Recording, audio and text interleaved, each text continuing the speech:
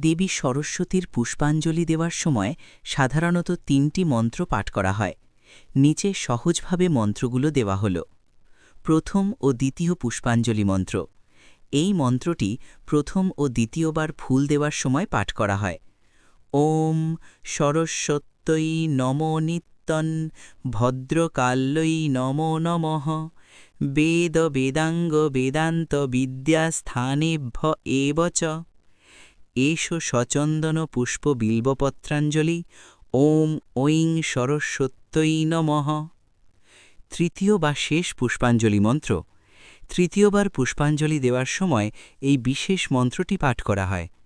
সরস্বতী মহাভাগে বিদ্যে কমললোচনে বিশ্বরূপে বিশালাক্ষী বিদ্যাং দেহি নমস্তুতে এষ সচন্দন পুষ্প বিল্বপত্রাঞ্জলি ওম ঐং সরস্বত্যৈ নমঃ।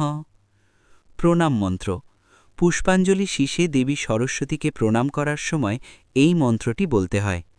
নম সরস্বতী মহাভাগে বিদ্যে কমললোচনে বিশ্বরূপে বিশালাক্ষী বিদ্যাং দেহি নমস্তুতে জয় জয় দেবী চরাচর সারে কুচযুগ শোভিত মুক্তাহারে বিনা পুস্তক রঞ্জিত হস্তে ভগবতী ভারতী দেবী নমস্তুতে।